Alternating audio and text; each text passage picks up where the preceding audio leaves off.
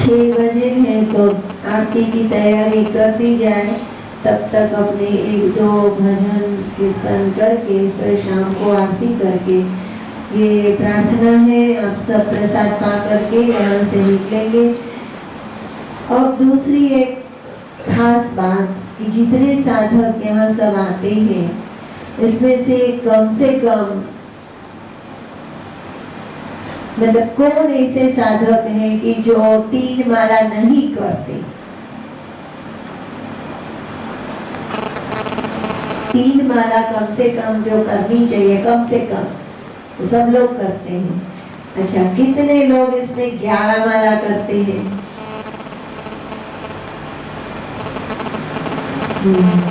फिर कितने हैं 21 करते हैं?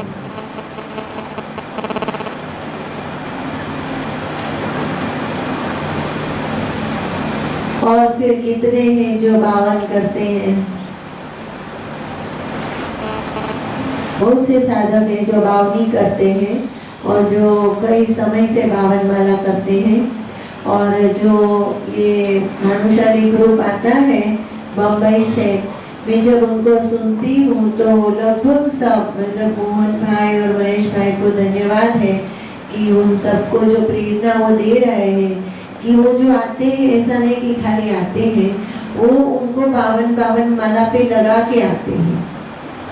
मतलब कि आप ये करो तो आपको कितना अच्छा रहता है। तो कितने ऐसे आज मैंने साधक जिनको मैं मिली वो 52 माला ऑलरेडी करते ही हैं। यहाँ तो पहली बार शायद आए हैं, ऐसे भी है इसमें। तो जो जप है बहुत आवश्यक है, वह अपनी चैतन्यता को बढ़ाता है, उसको पुष्ट करता है और हमारी हर प्रकार की तकलीफों को हल्का करते हुए हमें शाश्वत की ओर ले जाता है। तो माला अवश्य करनी चाहिए। जो करता ही नहीं है उसको कम से कम 3 तो करनी ही चाहिए। पर 3 माला मतलब 3 मिनट भी नहीं होता है। तो 11 तो मिनिमम बच्चे वगैरह को भी करनी चाहिए। और जो जिनके पास समय है उनको 21 माला और अपना थोड़ा ध्यान, माला के साथ ध्यान भी बहुत आवश्यक है।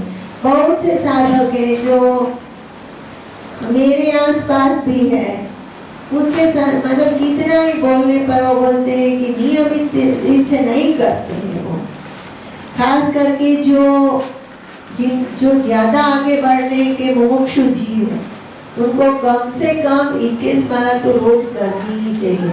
चाहे वो आश्रम में रहते हो, चाहे वो बाहर रहते हो, पर 11 से 21 माला करके 20 मिनट का ध्यान अति आवश्यक है, जिससे हर प्रकार के कष्टों से हमें हल्कापन हो करके हमें मार्गदर्शन मिलता है, हमारे रास्ते क्लियर होते हैं और जो जरूरी है वह हमारे जीवन में अपने आप घटित होने लगता है। तो जो माला नियमित नहीं करते हैं वो गलत है। नियमित माला अवश्य करनी चाहिए और थोड़ा नियमित ध्यान, कम से कम 20 मिनट का ध्यान। कई ऐसे जो ध्यान करते हैं बोलते हैं माला नहीं होती है, अभी तो वो मशीन ले लिए हैं, टुक टुक टुक टुक करते हैं ना, काउंटिंग मशीन। मैं नहीं बोलती वो गलत है, लेकिन कोशिश ये करनी चाहिए कि आप जब करो माला ले करके, उसका कोई साइंस है। मैंने बहुत ज्यादा रिसर्च नहीं किया है कि ये उंगली में कौन सा वाइब्रेशन है, कौन सा प्राण है, वो सुषुम्ना से जुड़ा है, क्या है क्या नहीं, मैंने बहुत रिसर्च नहीं किया है। लेकिन इतना मुझे जरूर नॉलेज में है कि माला से एक ऐसा वाइब्रेशन डेवलप होता है, आपका आसन नॉन ट्रांसफरेबल ऑफ इलेक्ट्रिसिटी होना चाहिए। ऐसा आसन होना चाहिए, चाहे आप प्लास्टिक की दरी बिछाओ, चाहे दर्भ का आसन बिछाओ, ऐसा आसन हो कि जिससे आपकी एनर्जी जमीन में ट्रांसफर नहीं हो। तो ये बहुत जरूरी है। उसके साथ आप माला करो ताकि आपकी एनर्जी अंदर ही अंदर सर्कुलेट हो। तो वो जो सर्कुलेशन है वो मुझे नहीं लगता है कि वो मशीन से होता है। आप बाद में मशीन से करो, चलते फिरते एक छोटा सा उसमें मतलब उंगली में भराने वाला स्टेन भी आता है। तो पहले तो ऐसे पकड़ करके होता था, मैंने देखा है, अभी शायद यहाँ भी बेचते हैं ये लोग इसमें अपने ऑफिस में। तो उससे चलते फिरते कि ऐसे दूसरे समय में करो, पर एक टाइम में आप नियमित 11 माला तो कर दीजिए। 3 से 11, 3 तो मिनिमम बच्चों के लिए है। तो जप और ध्यान, माला से जप और नियमित ध्यान बहुत आवश्यक है हमारे आपके मन, चित्त, बुद्धि, आत्मा के स्वास्थ्य के लिए, हमारी प्रगति के लिए और हमारी उन्नति के लिए जप और ध्यान। तत्पश्चात हम सत्संग के लिए आते ही हैं, गुरु महाराज से आशीर्वाद लेते ही हैं।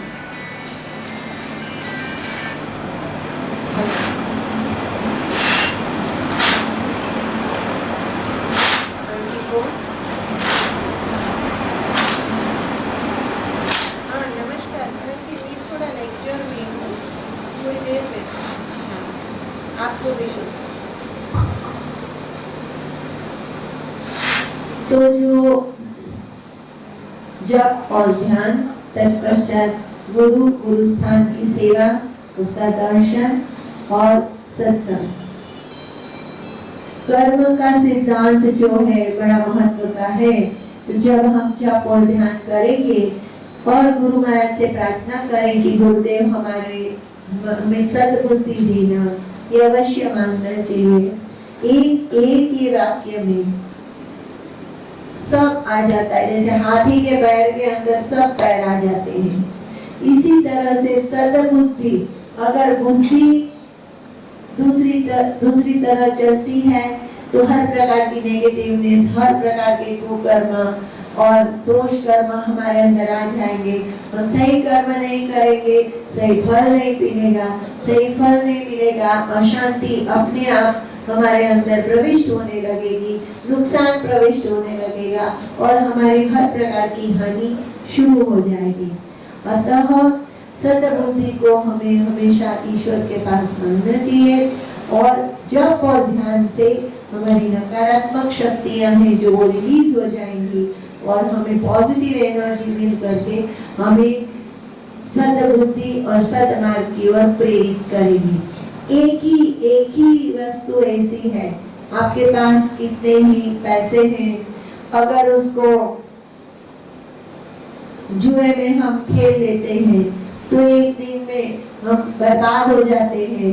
और अगर उसी संपत्ति को अच्छे काम में लगाते हैं, प्रॉफिटेबल बिजनेस में लगाते हैं, तो हमारे अनेक प्रकार की उन्नति हो जाती है। एक ही विचार है, बुद्धि एक ही है, एक इस ओर प्रेरित किया, एक उस ओर प्रेरित किया। तो यह बुद्धि का जो धारक है, जो प्रेरणा स्तोत्र है, वह हमारा अंतरात्मा से मन है। तो मन जो है वो गुरु कृपा से सही मार्ग में चलता रहे, सद्बुद्धि की ओर, सद्कार्य की ओर चलता रहे। तो जो कर्म का सिद्धांत है वो अपर है। कितनी कोई माला पीटे, अगर वो कपट किया करेगा, अगर वो खटपट प्रपंच करता रहेगा, वैसे अगर गुरु के प्रति अनन्य अंतःकरण से प्रेम हो तो अपनी प्रकृति बदलने लगती है, प्रकृति दूर नहीं हो जाती। जो मूलभूत स्वभाव है वो रहता है मनुष्य का, क्योंकि वो जन्म जन्मांतर से है, लेकिन जो उसका प्रमाण है वो कम होने लगता है। तो अगर कोई प्रपंची है, भजन करेगा तो वो कम प्रपंच करेगा, तो उसको कम कर्म दोष होगा। साधना का मतलब है, प्रभु स्मरण का मतलब है शुद्धि। हमारे सहज में हमारी प्रकृति की, हमारी बुद्धि की शुद्धि होने लगती है। तो वह नित्य नियमित ध्यान और जब से ही शक्य है, गुरु कृपा कितनी ही हो हमें आपको अपना कार्य खुद को करना ही पड़ता है। अपने कर्मों को हमें भजन, साधन, सेवा, सत्संग, दान और सत्कर्म इत्यादि कर्मों से धोना पड़ता है।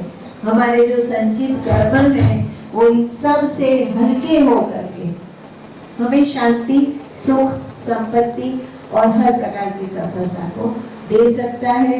गुरु मार्गदर्शन देता है। दत्ता भगवान हमें मंत्र दिए हैं, ये स्थान दिए हैं और मार्गदर्शन दिए हैं। करना तो, पढ़ना तो विद्यार्थी को ही पड़ता है और आप सब करते ही हो। इसमें कई लोग ऐसे मुझे पता है, आज भी जो मिले थे, कि जो 52 करते हैं नित्य नियमित, बहुत फायदा होता है। कोई कोशिश करे कि आज कौन सी तारीख है, 27 है ना, इस 27 से अगले 52 दिन तक मैं 52 माला करूंगा। ठीक है, 52 माला और संकल्प क्या करना है, जो आपको ठीक लगे। हे प्रभु, ये मैं 52 माला करता हूँ, इस 52 माला का फल ही गुरुदत्त महाराज और माँ और फिर आपके जो इष्ट हो उनके श्री चरणों में समर्पित करता हूँ या करती हूँ कि मेरे लिए जो जरूरी हो वो आप करो। अगर आपको कोई विशेष बात नहीं है, लड़की की शादी की उतावल नहीं है, लड़के की पढ़ाई का जरूरत से ज्यादा टेंशन नहीं है, तो मेरे लिए जो जरूरी है वो करो। उसमें वैसे ये है ना, मास्टर की है। हमें आपको पता नहीं है कि हमारे लिए क्या जरूरी है।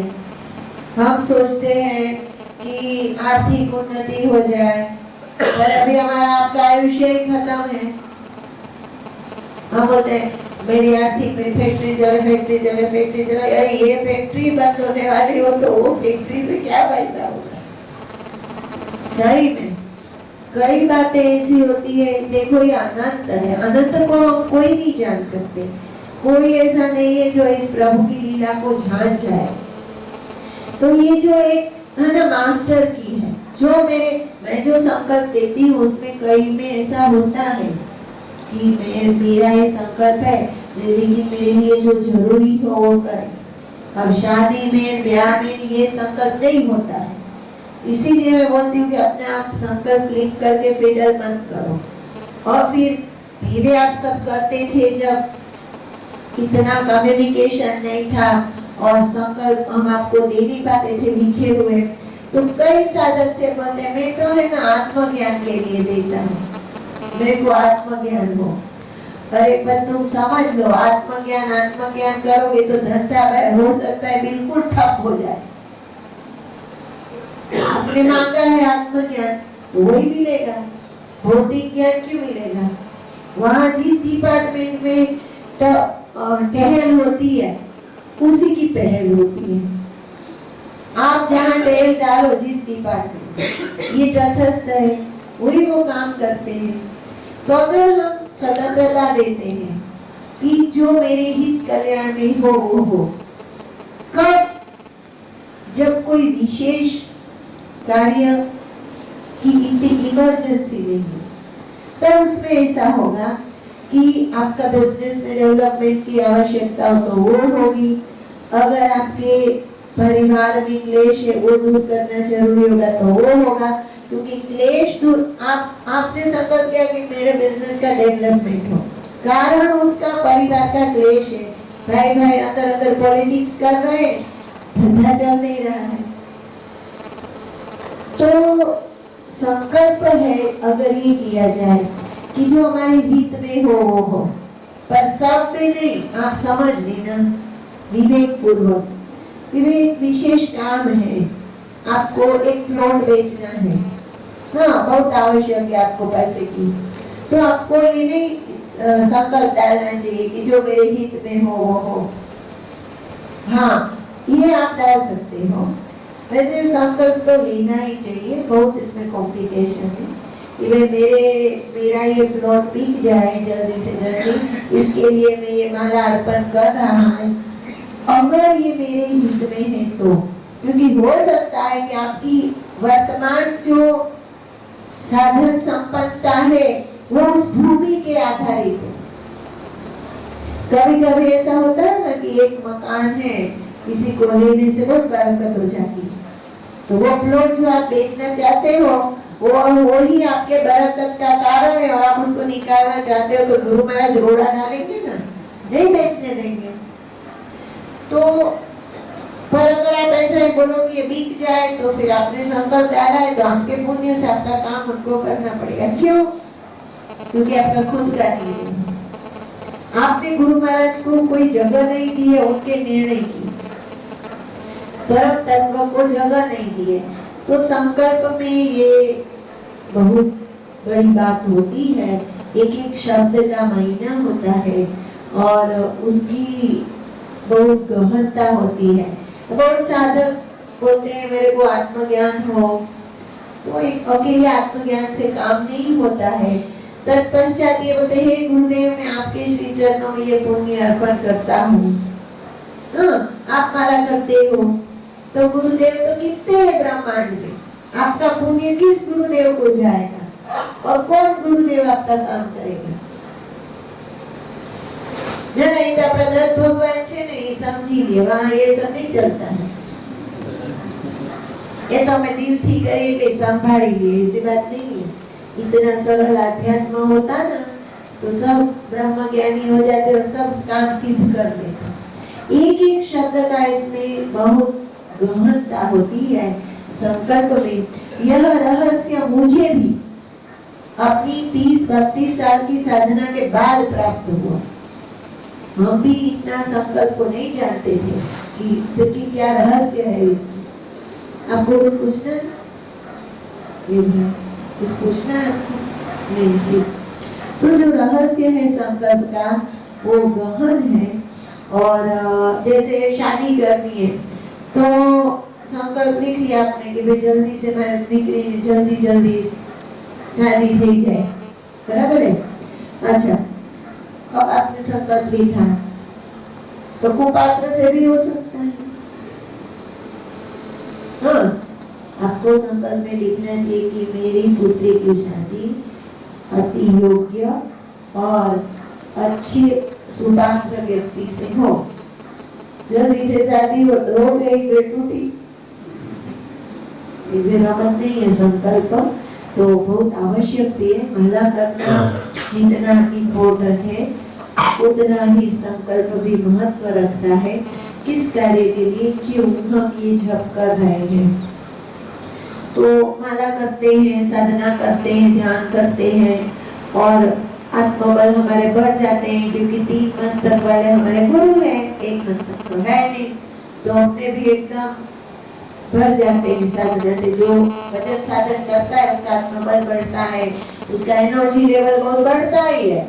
क्योंकि जब हम भगवान का ध्यान करते हैं तो क्रमशः भृंग कीट न्यायानुसार हम खुद वो बनने लगते हैं। एक दिन ऐसा आता है हम खुद भगवान बन जाते हैं, हम खुद वो हो जाते हैं। लेकिन वो एक अनुभूति है, पर धीमे धीमे वो ट्रांसफॉर्मेशन हो, एनर्जी तो आती ही है। तो वो जो शक्ति है उसका सदुपयोग हो, वो चैनलाइज हो। तो मैं हमेशा ये बोलती हूँ कि receptivity of energy is very important, but channelisation of energy is much more important. पैसा कमाना बहुत जरूरी है, कहाँ किस रीत से आप उसको संजोते हो या वापरते हो, यह उससे भी ज्यादा महत्व होता है। तो यह आध्यात्मिक संपत्ति है। आप सब बहुत सावधान साधक हैं, अच्छी तरह से संकल्प करके करते ही भजन। मेरी प्रार्थना है कि जो कम माला करते हो थोड़ी बढ़ाएं, जब से बहुत फर्क पड़ता है। तो 1 महीना अगर 51 आज की तारीख से शुरू करें कि भाई गुरुदेव जो मेरे लिए जो जरूरी है वो आप प्रभु करिए, इसके लिए यह जप और उसका पुण्य हे गुरुदत्त महाराज, हे माँ जगदम्बा, हे हनुमान जी। देखो 3 का नाम मैं ज्यादातर इसलिए लेती हूँ कि गुरु है वो रास्ता करते हैं, माँ है वो शक्ति प्रणेता है, वो जगत जननी है, पराशक्ति है, और हनुमान जी और गणपति जी है वो विघ्न निवारक है। हाँ, आपके कार्य में जो विघ्न हो वो निवारक है।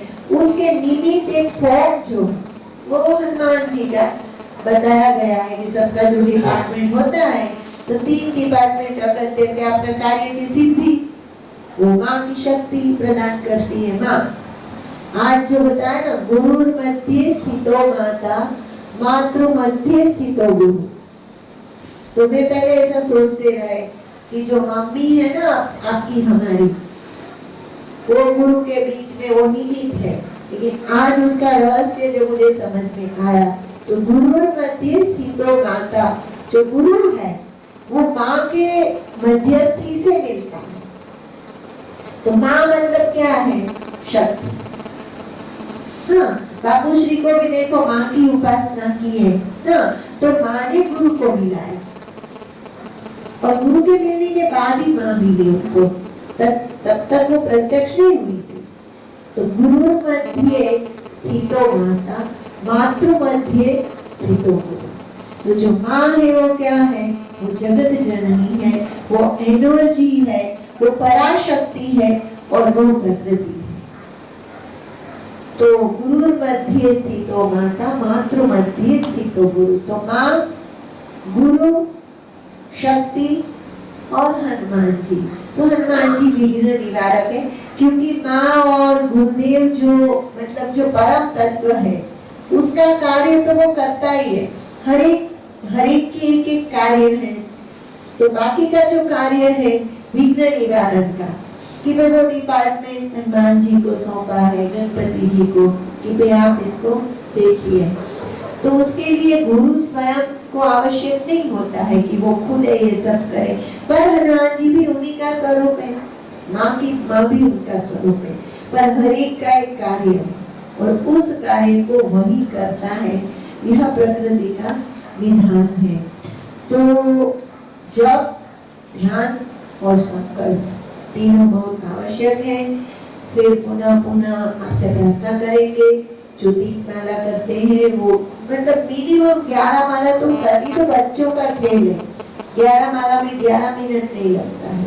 जब ध्यान और गुरु स्थान में दर्शन, सत्संग, सेवा, सदकर्म की ओर हम चलते रहें। भले उतना अच्छा करें, एक काम और करें कि हम किसी को अच्छा ना कर सके तो कुछ नहीं।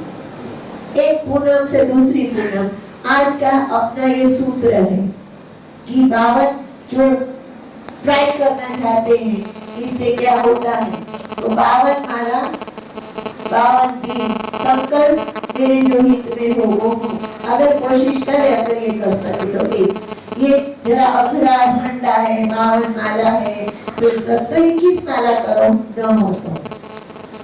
दूसरा है 1 महीने तक, अगली पूनम तक हम आप सब एक संकल्प करें कि अगर हम किसी को अच्छा नहीं कर सकते, सुख नहीं दे सकते, अपनी जबान को इस तरह करें कि हम सपने में भी उनको दुख न पहुंचाए। ऐसा बोले नहीं, क्योंकि हम आपसे ऐसा बोला ही जाता है जाने अनजाने में। कोशिश ये करें कि हम सुख न पहुंचाए, कोई बात नहीं, लेकिन दुख न पहुंचाए किसी को। ऐसा 1 महीने तक अगर हम कोशिश करते हैं तो हम देखें कि हमको उससे क्या फायदा होता है, क्या लाभ होता है। पुनः पुनः माला बढ़ाइए, ध्यान करिए और हंसीबा खेलीबा करेबा ध्यान। हंसते खेलते हम अपने जीवन को आनंद से, सुख से जीते हुए उसके अंदर समाहित हो, उसकी कृपा को हम अपने अंदर जीते रहें। यही शुभ भावना के साथ पुनः पुनः होली आप सबको, हम सबको मुबारक हो, मुबारक हो, मुबारक हो। प्रणाम, नमस्कार, हरि ओम दर्शक। 6:30 है। बागड़िया भाई जी से विनती है कि आप आरती को शुरू करें और तत्पश्चात ये जो कुंभ का जो आलेखन है वो करने की कोशिश करेंगे अपने जामनगर के साधक पर, और इसके साथ हम सब फिर प्रसाद पाके। हरि ओम।